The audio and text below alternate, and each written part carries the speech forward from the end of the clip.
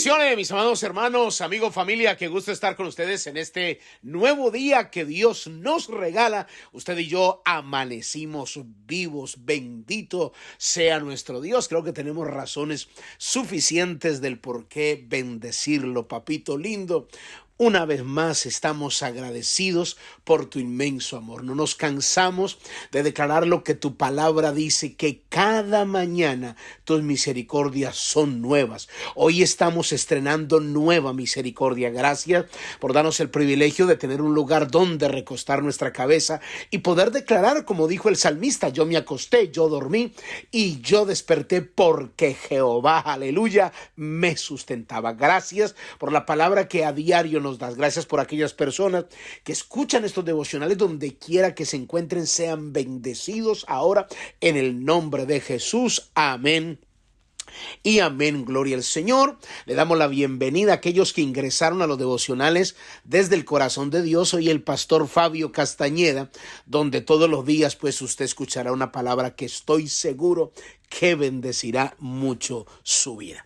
Muy bien, mis amados hermanos, continuamos con esta enseñanza extraordinaria acerca de la motivación. Estamos hablando acerca de la motivación. Estoy todavía haciendo la introducción.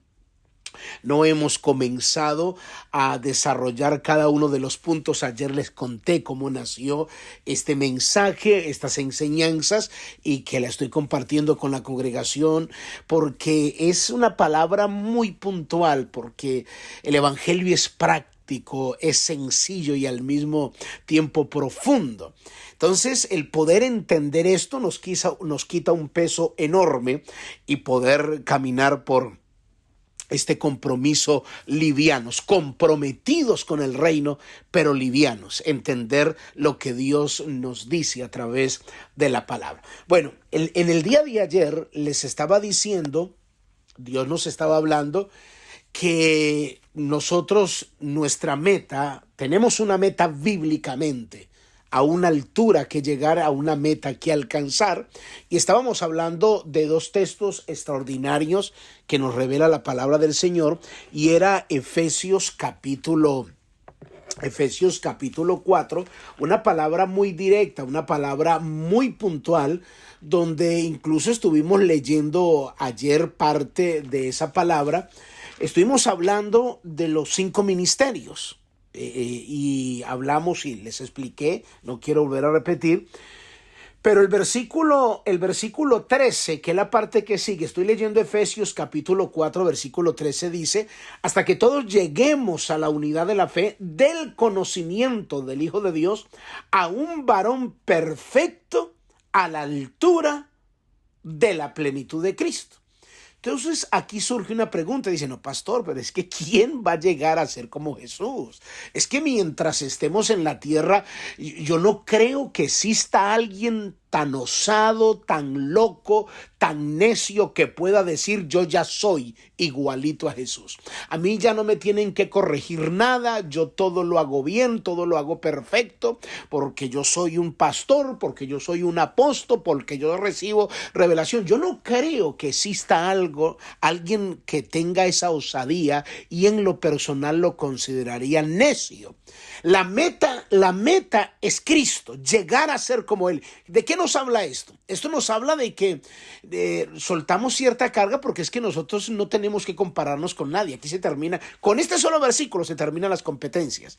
Y yo tengo el honor de ser escuchado por pastores. En estos devocionales hay más de 350 pastores en diferentes partes del mundo. Están en España, en Argentina, en República Dominicana, aquí en los Estados Unidos, en Costa Rica. Para mí es un honor, de verdad, a Dios le doy la gloria, y para mí es un honor de que un pastor me diga, mire, pastor, los devocionales que Dios le ha puesto en su corazón los he usado para ministrar. Una vez un pastor me mandó un video, él dándole la bienvenida a los hermanos mientras entraban a la iglesia, y en el fondo, el devocional del día. y permanecía ahí varios devocionales mientras él le daba la bienvenida. Para mí es un honor porque es entender que el mensaje está no solo siendo recibido, sino que está muy escritural, que es lo que Dios nos está diciendo. Entonces, eso me muestra corazones sanos de que, y que sirva esta palabra para ministrar a todos esos pastores, de que nosotros no estamos compitiendo con ninguna congregación. No importa si las congregaciones de otros pastores son grandísimas, hay una estructura extraordinaria, hay televisor, es decir, de una manera extraordinaria que todos desearíamos, pero nuestra meta no es esa, nuestra meta no es competir con otros ministros o desfigurar desde el altar otros ministros diciendo es que ellos tienen congregaciones grandes porque es que no predican contra el pecado, porque siempre a nosotros no nos corresponde eso. El enfoque de la iglesia es crecer a la altura, a la medida, a la plenitud de Jesucristo. Entonces esto nos hace mucho más sanos, no nos hace competitivos y también de alguna manera ubica las ovejas, porque a veces las ovejas comienzan a competir. No, es que yo aquí no siento la unción, a mí me gusta iglesia mucho más grandes, otros dicen a mí me gusta iglesias pequeñitas, porque es que donde nos conozcamos todos, bueno, cada oveja tiene su punto de vista.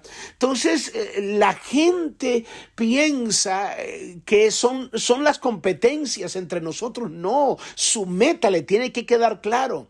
Usted compárese con Cristo, esa es su meta, que está alta, que está fuerte, sí, pero hay que seguir caminando, hay que seguir creciendo, porque nuestra meta es esa. ¿Por qué? ¿Por qué es necesario enfocarnos en esa meta?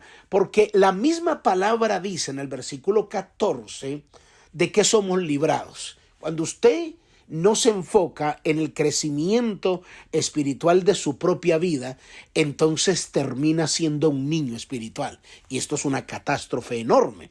Porque si imagínese usted que tenga hijos, que Dios le dio la providencia divina de tener hijos y usted no ve que sus hijos crecen y usted le da el alimento necesario y sus hijos no crecen, no se desarrolla. Eso, usted como papá se preocupa. ¿Qué le está pasando a mi hijo? Se supone que debe de crecer, se supone que debe de ir desarrollándose normalmente porque se le atiende, porque se le da el alimento, se supone que tiene que crecer.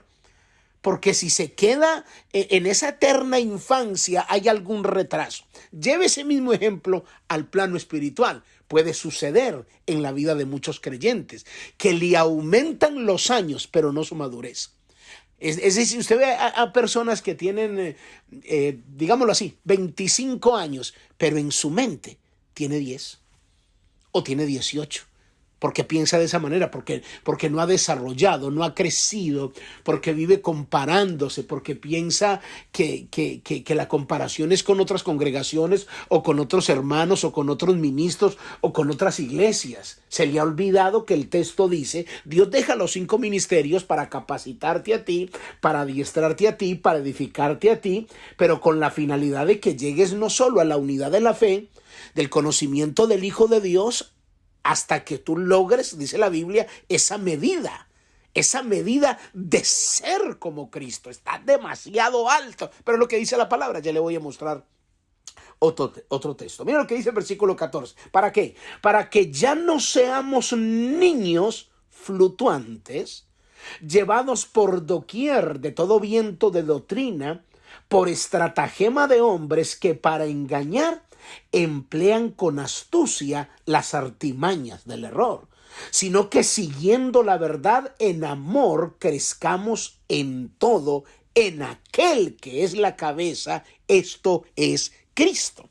Extremadamente diciente la palabra. O sea, la escritura dice, hay que dejar de ser niños y eso se logra cuando tú entiendes cuál es tu meta. ¿A qué altura tienes que llegar?